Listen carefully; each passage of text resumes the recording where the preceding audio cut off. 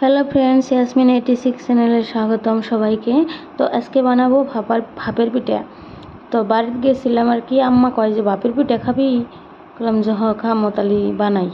পরে দেখেন কি প্রসেসে বানাই আর কি, সেটা মানে আর কি শেয়ার করবো আপনার করে। খুব তাড়াতাড়ি জলদি হয়ে যাবো গা। তো এনে দেখেন নারিকেল করে এনেছি, মানে মিক্সার মেশিনে পেস্ট করে নিছি।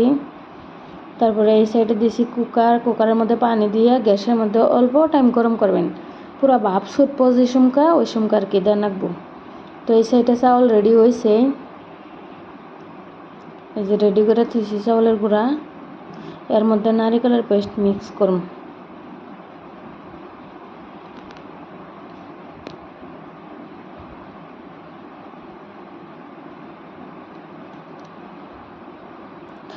নারিকেলের পেস্ট মিক্স করার পরে যদি ভাপের পিঠা বানানোর মতন টেস্ট মনে হয় না যে আর কিছু আছে।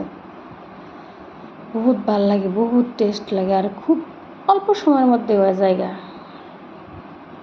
এই যে দেখেন আমি নারিকেলের পেস্ট রেডি করে দিয়েছিলাম, চাউলের গুঁড়ার মধ্যে দিতেছি, মিক্স করতেছি।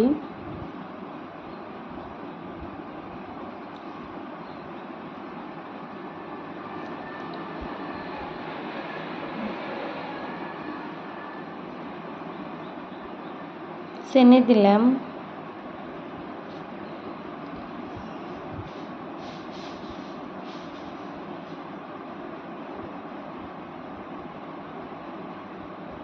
এরকম করে চামচ দিয়ে, ছোটো চামচ দিয়ে আর কি মিক্স করবেন সুন্দর করে।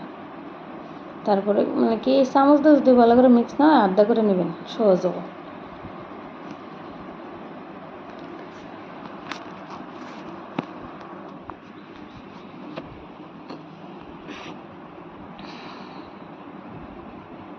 তেলবু ঢিলা ঢিলা হয়েছে দেখে কি করলাম, আর কড়া গুঁড়া দিলাম, আর কড়া গুঁড়া দিব আর কি। দেখেন তো যে গুঁড়া নিয়ে এসেছি, গুঁড়া দিব। দেন গুঁড়া দিতেছি। তো গুঁড়া দেওয়ার পরে সুন্দরভাবে একবার মোড়মোড়া টাইপের হবো, হোক না টাইপের হবো। তো ওই টাইমে ভাপের পিঠা বানায় আরাম বাজবো আর কি, আর ভালো হবো আর কি। নারিকেলটা পেস্টটা অল্প ভিজা ভিজা থাকে, তো তার জন্য ওইরকম হয়েছিল। সুন্দর করে মিক্স করে আসি, আর এই যে দেখেন বানাই আসি।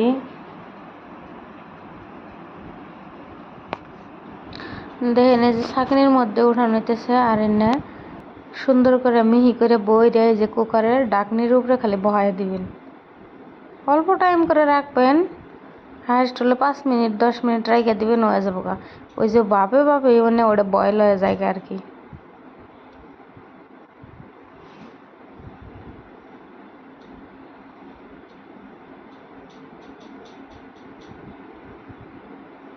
দেন হয়ে গেছে গা।